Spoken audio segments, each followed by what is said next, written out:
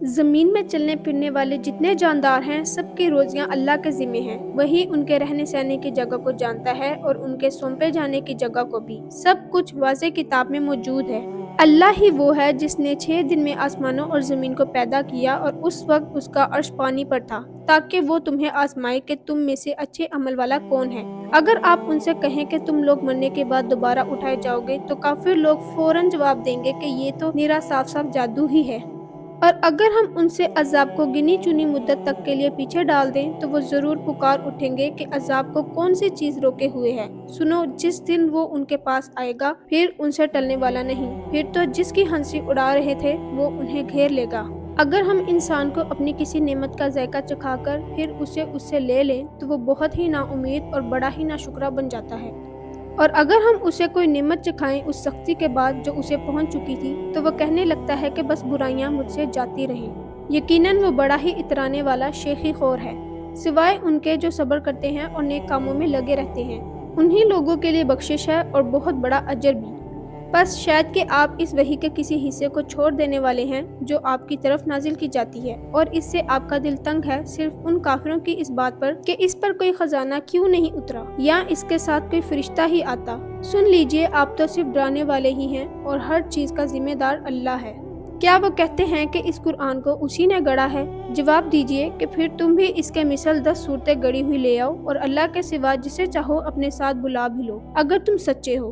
پھر اگر وہ تمہاری اس بات کو قبول نہ کریں تو تم یقین سے جان لو کہ یہ قرآن اللہ کے علم کے ساتھ اتارا گیا ہے اور یہ کہ اللہ کے سوا کوئی معبود نہیں۔ پس کیا تم مسلمان ہوتے ہو؟ جو شخص دنیا کی زندگی اور اس کی زینت پر فریفتہ ہوا جاتا ہو، ہم ایسوں کو ان کے کل اعمال کا بدلہ یہیں یعنی دنیا میں بھرپور پہنچا دیتے ہیں اور یہاں انہیں کوئی کمی نہیں کی جاتی۔ ہاں، یہی وہ لوگ ہیں جن کے لیے آخرت میں سوائے آگ کے اور کچھ نہیں، اور جو کچھ انہوں نے دنیا میں بنایا ہے سب اکارت جائے گا اور جو عمل وہ کرتے رہے سب برباد ہونے والے ہیں۔ کیا وہ شخص جو اپنے رب کی جانب سے روشن دلیل پر ہو اور اس کے ساتھ اللہ کی طرف سے ایک گواہ ہو جو اسے پڑھ کر سنائے، اور اس سے پہلے موسیٰ کی کتاب گواہ ہو جو پیشوا اور رحمت ہے، اوروں کے برابر ہو سکتا ہے؟ یہی لوگ ہیں جو اس پر ایمان رکھتے ہیں، اور تمام فرقوں میں سے جو بھی اس کا منکر ہو اس کے آخری وعدے کی جگہ جہنم ہے۔ پس تو اس میں کسی قسم کے شک میں نہ رہ، یقیناً یہ تیرے رب کی جانب سے سراسر برحق ہے، لیکن اکثر لوگ ایمان لانے والے نہیں ہوتے۔ اس سے بڑھ کر ظالم کون ہوگا جو اللہ پر جھوٹ باندھے؟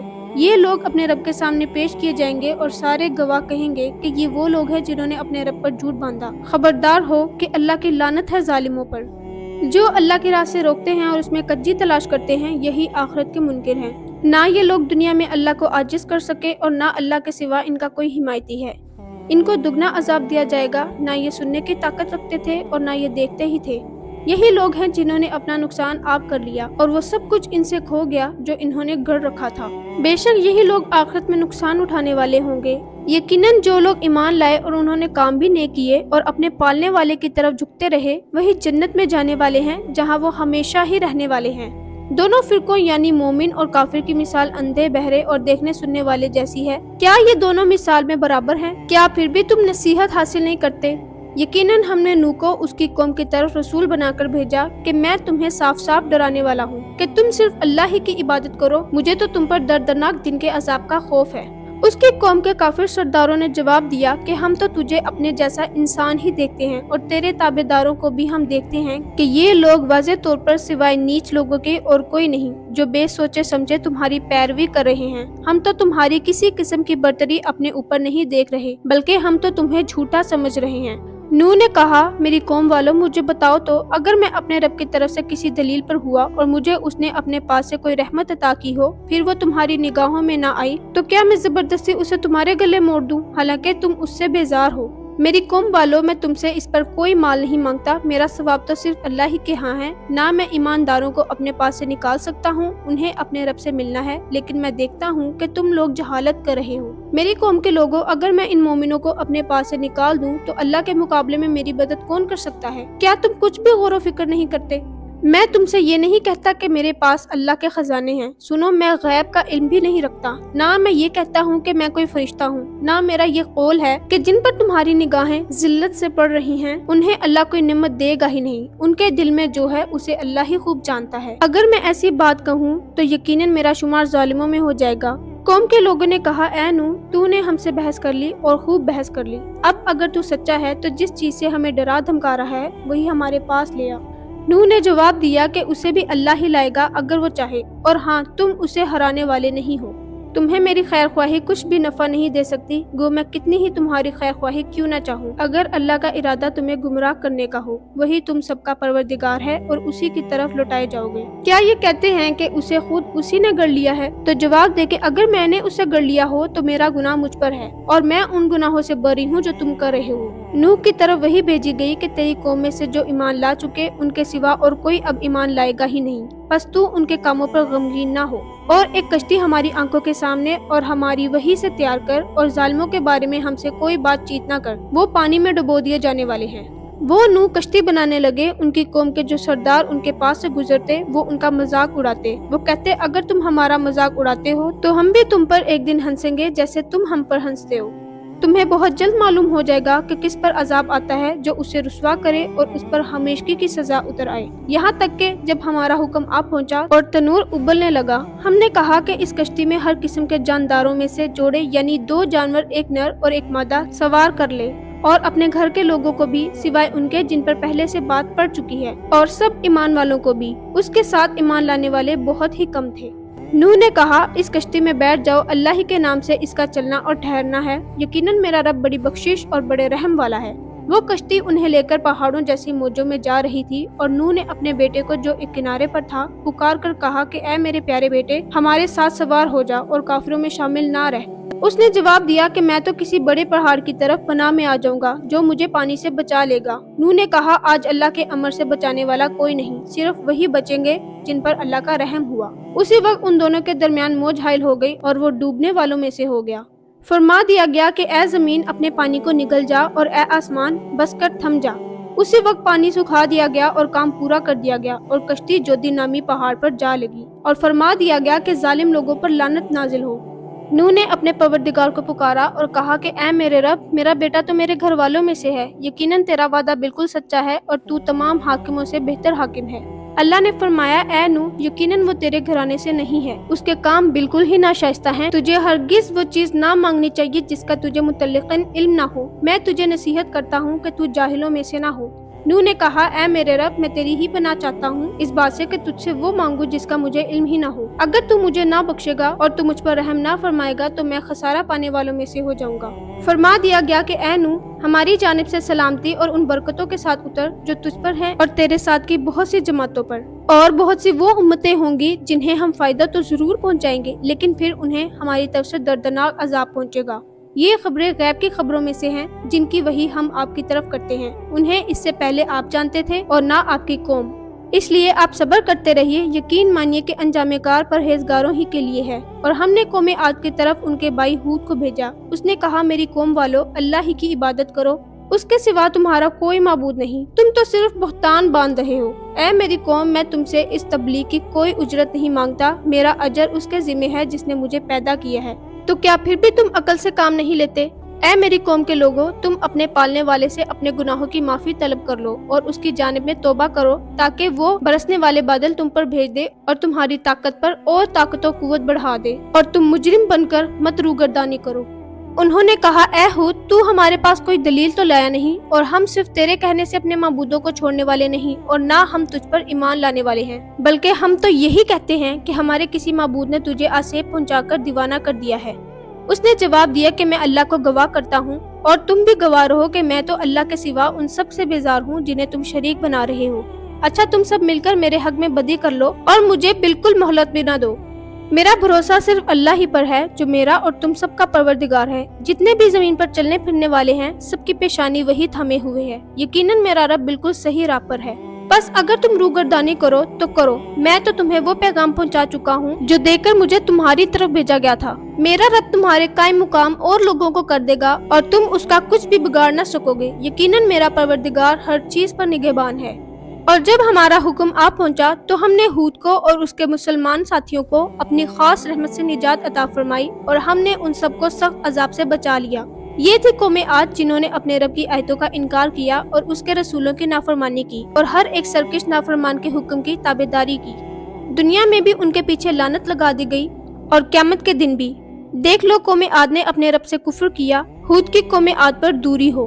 اور قوم سمود کی طرف ان کے بھائی صالح کو بھیجا، اس نے کہا کہ اے میری قوم، تم اللہ کی عبادت کرو، اس کے سوا تمہارا کوئی معبود نہیں، اسی نے تمہیں زمین سے پیدا کیا ہے اور اسی نے اس زمین میں تمہیں بسایا ہے، بس تم اس سے معافی طلب کرو اور اس کی طرف رجوع کرو، بے شک میرا رب قریب اور دعاؤں کو قبول کرنے والا ہے۔ انہوں نے کہا اے صالح، اس سے پہلے تو ہم تجھ سے بہت کچھ امیدیں لگائے ہوئے تھے، کیا تو ہمیں ان کی عبادتوں سے روک رہا ہے جن کی عبادت ہمارے باپ دادا کرتے چلے آئے؟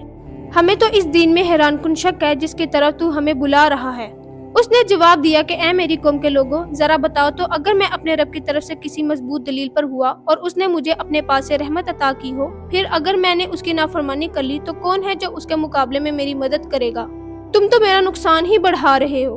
اور اے میری قوم والو، یہ اللہ کی بھیجی ہوئی اونٹنی ہے جو تمہارے لیے ایک معجزہ ہے، اب تم اسے اللہ کی زمین میں کھاتی ہوئی چھوڑ دو اور اسے کسی طرح کی ایذا نہ دو، ورنہ فوری عذاب تمہیں پکڑ لے گا۔ پھر بھی ان لوگوں نے اس اونٹنی کے پاؤں کاٹ ڈالے۔ اس پر صالح نے کہا اچھا، تم اپنے گھروں میں 3 دن تک تو رہ سہ لو، یہ وعدہ جھوٹا نہیں ہے۔ پھر جب ہمارا عذاب کا حکم آ پہنچا تو ہم نے صالح کو اور ان پر ایمان لانے والوں کو اپنی رحمت سے اس عذاب سے بھی بچا لیا اور اس دن کی رسوائی سے بھی، یقیناً تیرا رب نہایت قوی اور غالب ہے۔ اور ظالموں کو بڑے زور کی چنگھاڑ نے آ دبوچا، پھر تو وہ اپنے گھروں میں اوندے پڑے ہوئے رہ گئے، ایسے کہ گویا وہ وہاں کبھی آباد ہی نہ تھے۔ آگاہ رہو کہ قوم سمود نے اپنے رب سے کفر کیا، سن لو ان سمودیوں پر پھٹکار ہے۔ اور ہمارے بھیجے ہوئے پیغمبر ابراہیم کے پاس خوشخبری لے کر پہنچے اور سلام کہا، انہوں نے بھی جواب سلام دیا اور بغیر کسی تاخیر کے گائے کا بنا ہوا بچڑا لے آئے۔ اب جو دیکھا کہ ان کے تو ہاتھ بھی اس کی طرف نہیں پہنچ رہے تو انہیں انجان پا کر دل ہی دل میں ان سے خوف کرنے لگے۔ انہوں نے کہا ڈرو نہیں، ہم تو قوم لوط کی طرف بھیجے گئے ہیں۔ اس کی بیوی جو کھڑی تھی وہ ہنس پڑی، تو ہم نے اسے اسحاق کی اور اسحاق کے بعد یعقوب کی خوشخبری دی۔ وہ کہنے لگی ہائے میری کم بختی، میرے ہاں اولاد کیسے ہو سکتی ہے؟ میں خود بڑھیا اور یہ میرے خاوند بھی بہت بڑی عمر کے ہیں، یہ تو یقیناً بڑی عجیب بات ہے۔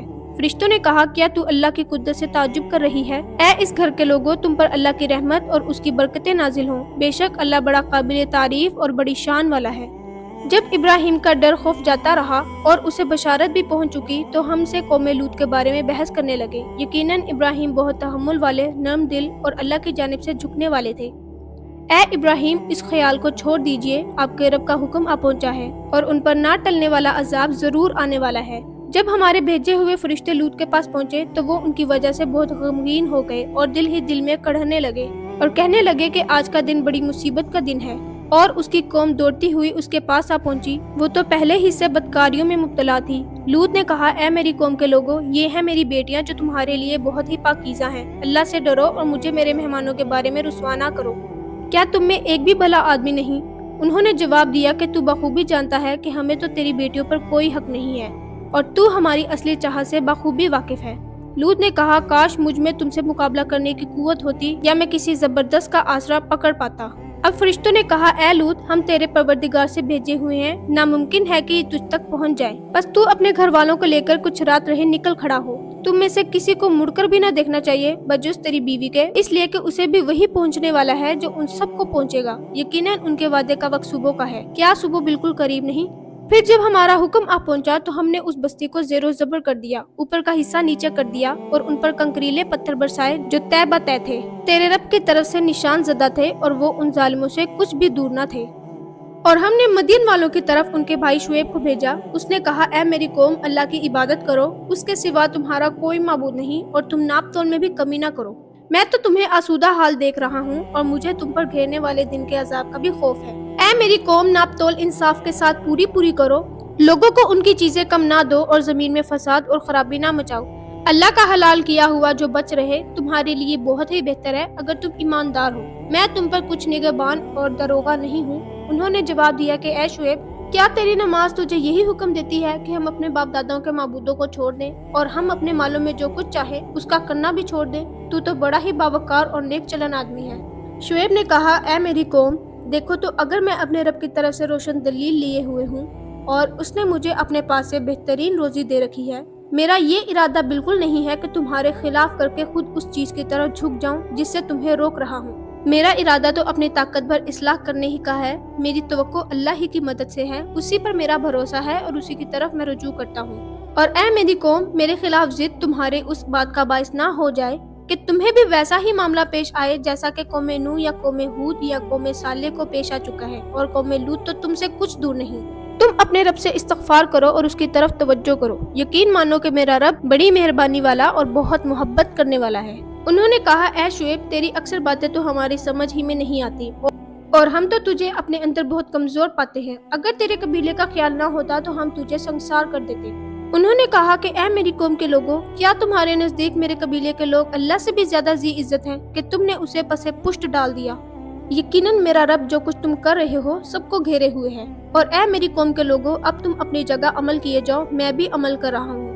تمہیں عنقریب معلوم ہو جائے گا کہ کس کے پاس وہ عذاب آتا ہے جو اسے رسوا کر دے اور کون ہے جو جھوٹا ہے۔ تم انتظار کرو، میں بھی تمہارے ساتھ منتظر ہوں۔ جب ہمارا حکم عذاب کا آ پہنچا، ہم نے شعیب کو اور ان کے ساتھ تمام مومنوں کو اپنی خاص رحمت سے نجات دی، اور ظالموں کو سخت چنگھاڑ نے آ پکڑا جس سے وہ اپنے گھروں میں اوندے پڑے رہ گئے، گویا کہ وہ ان گھروں میں کبھی بسے ہی نہ تھے۔ آگاہ رہو، مدین والوں کے لیے بھی ویسی ہی دوری ہو جیسی دوری سمود کو ہوئی، اور یقیناً ہم نے ہی موسیٰ کو اپنی آیات اور روشن دلیلوں کے ساتھ بھیجا تھا فرعون اور اس کے سرداروں کی طرف۔ پھر بھی ان لوگوں نے فرعون کے احکام کی پیروی کی، اور فرعون کا کوئی حکم درست تھا ہی نہیں۔ وہ تو قیامت کے دن اپنی قوم کا پیشرو ہو کر ان سب کو دوزخ میں جا کھڑا کرے گا۔ وہ بہت ہی برا گھاٹ ہے جس پر لا کھڑے کیے جائیں گے۔ ان پر تو اس دنیا میں بھی لعنت چپکا دی گئی، اور قیامت کے دن بھی برا انعام ہے جو دیا گیا۔ بستیوں کی یہ بعض خبریں جنہیں ہم تیرے سامنے بیان فرما رہے ہیں، ان میں سے بعض تو موجود ہیں اور بعض کی فصل کٹ گئی ہے۔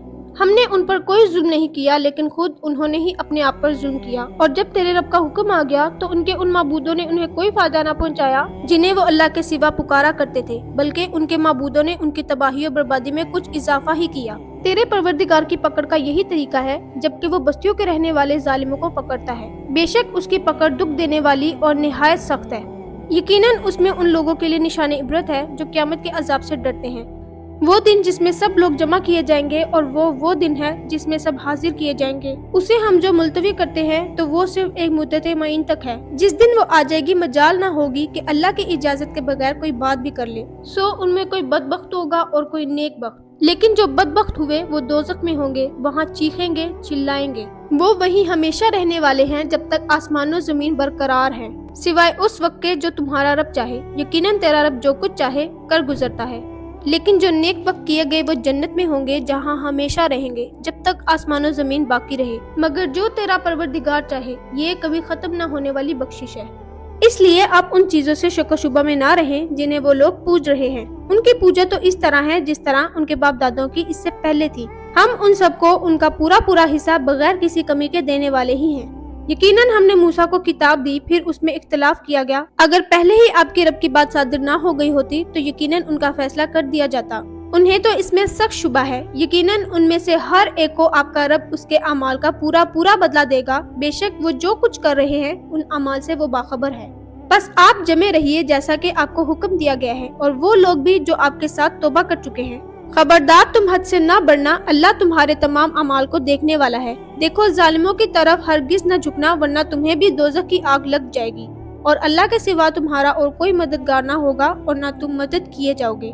دن کے دونوں سروں صبح اور شام کے اوقات میں نماز قائم کیجیے، اور رات کے کئی ساعتوں میں بھی۔ یقیناً نیکیاں برائیوں کو دور کر دیتی ہیں۔ یہ نصیحت ہے، نصیحت پکڑنے والوں کے لیے۔ آپ صبر کرتے رہیے، یقیناً اللہ نیکی کرنے والوں کا اجر ضائع نہیں کرتا۔ بس کیوں نہ تم سے پہلے زمانے کے لوگوں میں ایسے اہل خیر لوگ ہوئے جو زمین میں فساد پھیلانے سے روکتے، سوائے ان چند کے جنہیں ہم نے ان میں سے نجات دی تھی۔ ظالم لوگ تو اس چیز کے پیچھے پڑ گئے جس میں انہیں آسودگی دی گئی تھی، اور وہ گناہ گار تھے۔ آپ کا رب ایسا نہیں کہ کسی بستی کو ظلم سے ہلاک کر دے جبکہ وہاں کے لوگ نیکوکار ہوں۔ اگر آپ کا پروردگار چاہتا تو سب لوگوں کو ایک ہی امت بنائے رکھتا۔ وہ تو برابر اختلاف کرتے ہی رہیں گے، مگر جن پر آپ کا رب رحم فرمائے اسی کے لیے تو اس نے انہیں پیدا کیا ہے۔ اور آپ کے رب کی یہ بات پوری ہو گئی کہ میں جہنم کو جنوں اور انسانوں سب سے بھر دوں گا۔ رسولوں کے سب احوال ہم آپ کے سامنے آپ کے دل کی تسکین کے لیے بیان فرما رہے ہیں۔ آپ کے پاس اس صورت میں بھی حق پہنچ چکا جو نصیحت و واعظ ہے مومنوں کے لیے۔ ایمان نہ لانے والوں میں سے کہہ دیجئے کہ تم اپنے طور پر عمل کیے جاؤ، ہم بھی عمل میں مشغول ہیں، اور تم بھی انتظار کرو، ہم بھی منتظر ہیں۔ آسمانوں اور زمین کا علم غیب اللہ ہی کو ہے، تمام کاموں کا رجوع بھی اسی کی جانب ہے، لہٰذا اسی کی عبادت کریں اور اسی پر بھروسہ رکھیں، اور تم جو کچھ کر رہے ہو اس سے تمہارا رب غافل نہیں ہے۔ شروع اللہ کے نام سے جو بہت مہربان نہایت رحم والا ہے۔ الف لام را، یہ روشن کتاب کی آیتیں ہیں۔ یقیناً ہم نے اس کتاب کو عربی قرآن بنا کر نازل فرمایا ہے تاکہ تم سمجھ سکو۔ ہم آپ کے سامنے بہترین بیان پیش کرتے ہیں اس قرآن سے جو ہم نے آپ کی جانب وحی کے ذریعے نازل کیا ہے، اور یقیناً آپ اس سے پہلے بے خبروں میں سے تھے۔ جب یوسف نے اپنے باپ سے ذکر کیا کہ ابا جی، میں نے 11 ستاروں اور سورج چاند کو خواب میں دیکھا ہے کہ وہ سب مجھے سجدہ کر رہے ہیں، یعقوب نے کہا پیارے بچے، اپنے اس خواب کا ذکر اپنے بھائیوں سے نہ کرنا، ایسا نہ ہو کہ وہ تیرے ساتھ کوئی فریب کاری کرے۔ شیطان تو انسان کا کھلا دشمن ہے، اور اسی طرح تجھے تیرا پروردگار برگزیدہ کرے گا اور تجھے معاملہ فہمی یا خوابوں کی تعبیر بھی سکھائے گا، اور اپنی نعمت تجھے بھرپور عطا فرمائے گا، اور یعقوب کے گھر والوں کو بھی، جیسے کہ اس نے اس سے پہلے تیرے دادا اور پردادا یعنی ابراہیم و اسحاق کو بھی اپنی بھرپور نعمت دی۔ یقیناً تیرا رب بہت بڑے علم والا اور زبردست حکمت والا ہے۔ یقیناً یوسف اور اس کے بھائیوں میں دریافت کرنے والوں کے لیے بڑی بڑی نشانیاں ہیں۔ جبکہ انہوں نے کہا کہ یوسف اور اس کا بھائی بنسبت ہمارے باپ کو بہت زیادہ پیارا ہے، حالانکہ ہم طاقتور جماعت ہیں، کوئی شک نہیں کہ ہمارے ابا صریح غلطی میں ہیں۔ یوسف کو مار ہی ڈالو یا کسی نامعلوم جگہ پھینک دو کہ تمہارے والد کا رخ صرف تمہاری طرف ہی ہو جائے، اس کے بعد تم نیک ہو جانا۔ ان میں سے ایک نے کہا کہ یوسف کو قتل تو نہ کرو، بلکہ اسے کسی اندھے کنویں کی تہ میں ڈال آؤ کہ اسے کوئی آتا جاتا قافلہ اٹھا لے جائے، اگر تمہیں کرنا ہی ہے تو یوں کرو۔ انہوں نے کہا ابا، آخر آپ یوسف کے بارے میں ہم پر اعتبار کیوں نہیں کرتے؟ ہم تو اس کے خیر خواہ ہیں، کل آپ ضرور اسے ہمارے ساتھ بھیج دیجئے کہ خوب کھائے پیے اور کھیلے، اس کی حفاظت کے ہم ذمہ دار ہیں۔ یعقوب نے کہا اسے تمہارا لے جانا مجھے تو سخت صدمہ دے گا، اور مجھے یہ بھی کھٹکا لگا رہے گا کہ تمہاری غفلت میں اسے بھیڑیا کھا جائے۔ انہوں نے جواب دیا کہ ہم جیسی زور آور جماعت کی موجودگی میں بھی اگر اسے بھیڑیا کھا جائے تو ہم بالکل نکمے ہی ہوئے۔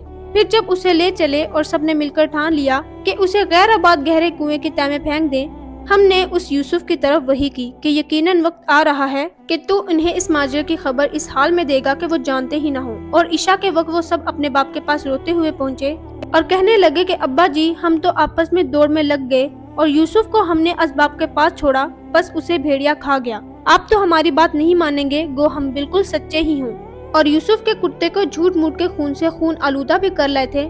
باپ نے کہا یوں نہیں، بلکہ تم نے اپنے دل ہی سے ایک بات بنا لی ہے، بس صبر ہی بہتر ہے، اور تمہاری بنائی ہوئی باتوں پر اللہ ہی سے مدد کی طلب ہے۔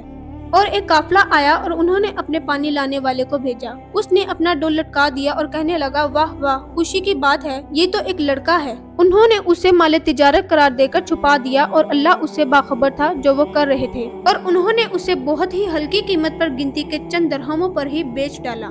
وہ تو یوسف کے بارے میں بہت ہی بے رغبت تھے۔ مصر والوں میں سے جس نے اسے خریدا تھا، اس نے اپنی بیوی سے کہا کہ اسے بہت عزت و احترام کے ساتھ رکھو، بہت ممکن ہے کہ یہ ہمیں فائدہ پہنچائے یا اسے ہم اپنا بیٹا ہی بنا لیں۔ یوں ہم نے مصر کی سرزمین میں یوسف کا قدم جما دیا کہ ہم اسے خواب کی تعبیر کا کچھ علم سکھا دیں۔ اللہ اپنے ارادے پر غالب ہے، لیکن اکثر لوگ بے علم ہوتے ہیں۔ اور جب یوسف پختگی کی عمر کو پہنچ گئے تو ہم نے اسے قوت فیصلہ اور علم دیا۔ ہم نیکوکاروں کو اسی طرح بدلہ دیتے ہیں۔ اس عورت نے جس کے گھر میں یوسف تھے، یوسف کو بہلانا پھسلانا شروع کیا کہ وہ اپنے نفس کی نگرانی چھوڑ دے، اور دروازے بند کر کے کہنے لگی لو آ جاؤ۔ یوسف نے کہا اللہ کی پناہ، وہ میرا رب ہے، مجھے اس نے بہت اچھی طرح رکھا ہے، بے انصافی کرنے والوں کا بھلا نہیں ہوتا۔ اس عورت نے یوسف کا قصد کیا، اور یوسف اس کا قصد کرتے اگر وہ اپنے پروردگار کی دلیل نہ دیکھتے۔ یوں ہی ہوا تاکہ ہم اس سے برائی اور بے حیائی دور کر دیں، بے شک وہ ہمارے چنے ہوئے بندوں میں سے تھا۔ اور دونوں دروازے کی طرف دوڑے، اور اس عورت نے یوسف کا کرتا پیچھے کی طرف سے کھینچ کر پھاڑ ڈالا، اور دروازے کے پاس ہی عورت کا شوہر دونوں کو مل گیا تو کہنے لگی جو شخص تیری بیوی کے ساتھ برا ارادہ کرے، بس اس کی سزا یہی ہے کہ اسے قید کر دیا جائے یا کوئی دردناک سزا دی جائے۔ یوسف نے کہا یہ عورت ہی مجھے پھسلا رہی تھی، اور عورت کے قبیلے ہی کے ایک شخص نے گواہی دی کہ اگر اس کا کرتا آگے سے پھٹا ہوا تو عورت سچی ہے اور یوسف جھوٹ بولنے والوں میں سے ہے، اور اگر اس کا کرتا پیچھے کی جانب سے پھٹا ہوا تو عورت جھوٹی ہے اور یوسف سچوں میں سے ہے۔ سو جب خاوند نے دیکھا کہ یوسف کا کرتا پیٹھ کی جانب سے پھٹا ہوا ہے تو صاف کہہ دیا کہ یہ تم عورتوں کی چال بازی ہے، بے شک تمہاری چال بازی بہت بڑی ہے۔ یوسف اب اس بات کو جانے دو، اور اے عورت تو اپنے گناہوں سے توبہ کر، بے شک تو گناہگاروں میں سے ہے۔ اور شہر کی عورتوں میں چرچا ہونے لگا کہ عزیز کی بیوی اپنے جوان غلام کو اپنا مطلب نکالنے کے لیے بہلانے پھسلانے میں لگی رہتی ہے، اس کے دل میں یوسف کی محبت بیٹھ گئی ہے، ہمارے خیال میں تو وہ صریح گمراہی میں ہے۔ اس نے جب ان عورتوں کی پرفریب مکارانہ باتیں سنی تو انہیں بلاوا بھیجا اور ان کے لیے ایک مجلس مرتب کی اور ان میں سے ہر ایک کو چھری دی اور کہا اے یوسف ان کے سامنے چلے آؤ۔ ان عورتوں نے جب اسے دیکھا تو بہت بڑا جانا اور اپنے ہاتھ کاٹ لیے اور زبان سے نکل گیا کہ ماشاءاللہ یہ انسان تو نہیں، یہ تو یقیناً کوئی بہت ہی بزرگ فرشتہ ہے۔ اس وقت عزیز مصر کی بیوی نے کہا یہ ہے وہ جس کے بارے میں تم مجھے تانے دے رہی تھی۔ میں نے ہر چند اس سے اپنا مطلب حاصل کرنا چاہا لیکن یہ بال بال بچا رہا، اور جو کچھ میں اس سے کہہ رہی ہوں اگر یہ نہ کرے گا تو یقیناً یہ قید کر دیا جائے گا اور بے شک یہ بہت ہی بے عزت ہوگا۔ یوسف نے دعا کی کہ اے میرے پروردگار، جس بات کی طرف یہ عورتیں مجھے بلا رہی ہیں اس سے تو مجھے جیل خانہ بہت پسند ہے۔ اگر تو نے ان کا مکر و فریب مجھ سے دور نہ کیا تو میں تو ان کی طرف مائل ہو جاؤں گا اور بالکل نادانوں میں جا ملوں گا۔ اس کے رب نے اس کی دعا قبول کر لی اور ان عورتوں کے داؤ پیچ اس سے پھیر دیے۔ یقیناً وہ خوب سننے والا، خوب جاننے والا ہے۔ پھر ان تمام نشانیوں کو دیکھ لینے کے بعد بھی انہیں یہی مصلحت معلوم ہوئی کہ یوسف کو کچھ مدت کے لیے قید خانے میں رکھیں۔ اس کے ساتھ ہی دو اور جوان بھی جیل خانے میں داخل ہوئے۔ ان میں سے ایک نے کہا کہ میں نے خواب میں اپنے آپ کو شراب نچوڑتے دیکھا ہے، اور دوسرے نے کہا کہ میں نے اپنے آپ کو دیکھا ہے کہ میں اپنے سر پر روٹی اٹھائے ہوئے ہوں جسے پرندے کھا رہے ہیں۔ ہمیں آپ اس کی تعبیر بتائیے، ہمیں تو آپ خوبیوں والے شخص دکھائی دیتے ہیں۔ یوسف نے کہا تمہیں جو کھانا دیا جاتا ہے اس کے تمہارے پاس پہنچنے سے پہلے ہی میں تمہیں اس کی تعبیر بتا دوں گا۔ یہ سب اس علم کی بدولت ہے جو مجھے میرے رب نے سکھایا ہے۔ میں نے ان لوگوں کا مذہب چھوڑ دیا ہے جو اللہ پر ایمان نہیں رکھتے اور آخرت کے بھی منکر ہیں۔ میں اپنے باپ دادوں کے دین کا پابند ہوں، یعنی ابراہیم، اسحاق اور یعقوب کے دین کا۔ ہمیں ہرگز یہ سزاوار نہیں کہ ہم اللہ کے ساتھ کسی کو بھی شریک کریں۔ ہم پر اور تمام لوگوں پر اللہ کا یہ خاص فضل ہے، لیکن اکثر لوگ ناشکری کرتے ہیں۔ اے میرے قید خانے کے ساتھیوں، کیا متفرق کئی ایک پروردگار بہتر ہیں یا ایک اللہ زبردست طاقتور؟ اس کے سوا تم جن کی پوجا پاٹ کر رہے ہو وہ سب نام ہی نام ہیں جو تم نے اور تمہارے باپ دادوں نے خود ہی گڑھ لیے ہیں۔ اللہ نے ان کی کوئی دلیل نازل نہیں فرمائی، فرما روائی صرف اللہ ہی کی ہے۔ اس کا فرمان ہے کہ تم سب سوائے اس کے کسی اور کی عبادت نہ کرو۔ یہی دین درست ہے، لیکن اکثر لوگ نہیں جانتے۔ اے میرے قید خانوں کے رفیقوں، تم دونوں میں سے ایک تو اپنے بادشاہ کو شراب پلانے پر مقرر ہو جائے گا، لیکن دوسرا سولی دیا جائے گا اور پرندے اس کا سر نوچ نوچ کر کھائیں گے۔ تم دونوں جس کے بارے میں تحقیق کر رہے تھے اس کام کا فیصلہ کر دیا گیا، اور جس کی نسبت یوسف کا گمان تھا کہ ان دونوں میں سے یہ چھوٹ جائے گا، اس سے کہا کہ اپنے بادشاہ سے میرا ذکر بھی کر دینا۔ پھر اسے شیطان نے اپنے بادشاہ سے اس کا ذکر بھلا دیا اور یوسف نے کئی سال قید خانے میں ہی کاٹے۔ بادشاہ نے کہا میں نے خواب میں دیکھا ہے کہ 7 موٹی تازہ فربا گائے ہیں جن کو 7 لاغر دبلی پتلی گائے کھا رہی ہیں، اور 7 بالیاں ہیں سبز اور دوسری 7 بالکل خشک۔ اے درباریوں، میرے اس خواب کی تعبیر بتلاؤ اگر تم خواب کی تعبیر دے سکتے ہو۔ انہوں نے جواب دیا کہ یہ تو اڑتے اڑتے پریشان خواب ہیں، اور ایسے شوریدہ پریشان خوابوں کی تعبیر جاننے والے ہم نہیں۔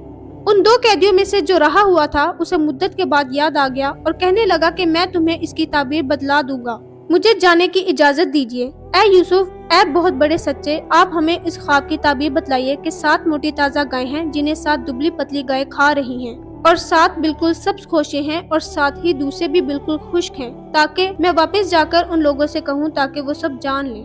یوسف نے جواب دیا کہ تم 7 سال تک پے در پے لگاتار حسب عادت غلہ بویا کرنا اور فصل کاٹ کر اسے بالیوں سمیت ہی رہنے دینا، سوائے اپنے کھانے کی تھوڑی سی مقدار کے۔ اس کے بعد 7 سال نہایت سخت قحط کے آئیں گے، وہ اس غلے کو کھا جائیں گے جو تم نے ان کے لیے ذخیرہ رکھ چھوڑا تھا، سوائے اس تھوڑے سے کہ جو تم محفوظ کر کے رکھو گے۔ اس کے بعد جو سال آئے گا اس میں لوگوں پر خوب بارش برسائی جائے گی اور وہ اس میں شیرہ انگور بھی خوب نچوڑیں گے۔ اور بادشاہ نے کہا یوسف کو میرے پاس لاؤ۔ جب قاصد یوسف کے پاس پہنچا تو انہوں نے کہا اپنے بادشاہ کے پاس واپس جا اور اس سے پوچھ کہ ان عورتوں کا حقیقی واقعہ کیا ہے جنہوں نے اپنے ہاتھ کاٹ لیے تھے۔ ان کے ہیلے کو صحیح طور پر جاننے والا میرا پروردگار ہی ہے۔ بادشاہ نے پوچھا اے عورتوں، اس وقت کا صحیح واقعہ کیا ہے جب تم داؤ فریب کر کے یوسف کو اس کی دلی منشا سے بہکانا چاہتی تھی؟